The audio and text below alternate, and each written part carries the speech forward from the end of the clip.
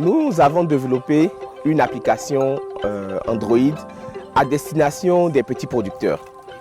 Des petits producteurs qui en réalité sont assez vulnérables au changement climatique parce qu'ils ont pris des habitudes. Ils font les semis en février ou en mars parce qu'ils ont l'habitude d'avoir des pluies à la mi-mars ou à la fin mars. Alors qu'en réalité, le cycle des pluies c'est un peu décalé. On est par exemple en mai et il n'a toujours pas plu. Donc l'idée c'est leur fournir une application qui va leur dire écoute, il va pleuvoir plutôt dans un mois, plutôt dans 2 semaines et pas maintenant. Tu veux commencer ta pépinière, mais il faut attendre peut-être 10 jours parce que la pluie va s'installer dans 10 jours.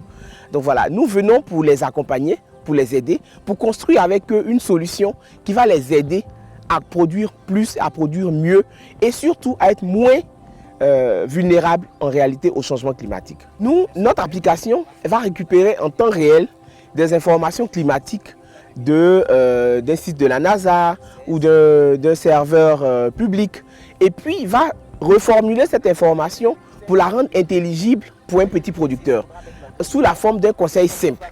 Il va pleuvoir demain, il ne va pas pleuvoir demain. Tu peux faire ton traitement pesticide demain, tu ne peux pas le faire demain. Mais toujours avec une notification appropriée dans un langage que le producteur peut comprendre. On fait la version qui s'appuie sur le climat, mais on va aussi à terme essayer d'intégrer des éléments du marché, le prix sur le marché, la disponibilité du produit sur le marché. Donc sur la même application qu'il aura dans sa poche, le producteur pourra savoir, écoute, là aujourd'hui ma courgette ou même ma tomate, elle coûte 500 francs le kilo, ou elle coûte 1000 francs le kilo, elle coûte 2000 francs le kilo. Donc si nous savons que par exemple dans 3 mois, la tomate va coûter 2000 francs le kilo, ben, nous allons recommander au producteur de faire sa production pour se caler sur ces périodes où le produit est le plus rentable. Après avoir donc parlé avec les producteurs, j'ai cherché des partenariats. Nous avons formé un consortium et nous avons été accompagnés par le Collab pour faire émerger notre solution. Et dans cette phase d'émergence, nous avons pu consolider les relations entre les différents partenaires qui ont des vocations vraiment très différentes et complémentaires. Au niveau de l'INP, nous on s'occupe du développement d'applications. Le LMI Nexus s'occupe de l'acquisition et du traitement de la mise en forme des données climatiques. Et puis, les 2 organisations de producteurs nous ont donné le groupe de producteurs test qui va nous donner une information correcte sur l'information climatique nécessaire.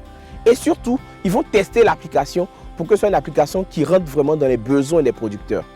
Pour nous, ça va effectivement nous apporter un plus parce qu'on aura une information assez précise. Les informations déjà que nous grappillons sur Internet ne sont pas assez précises et sont assez loin de nous parce que les zones sont assez larges.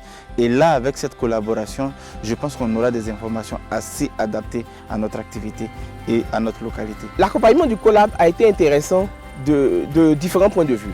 Dans un premier temps, il fallait faire mûrir l'idée. On a une idée, on veut faire une application, mais par quelle étape on passe? On fait un planning, on suit un chronogramme, on atteint des objectifs réguliers et puis on vérifie qu'on les a atteints. On vous donne les outils pour atteindre des objectifs, pour mesurer l'avancée de votre projet. Et à la fin, on arrive à quelque chose qui est un peu plus fluide, où chaque partenaire connaît sa place, il sait ce qu'il a à faire et puis il arrive à produire des résultats qui permettent à l'ensemble d'atteindre l'objectif.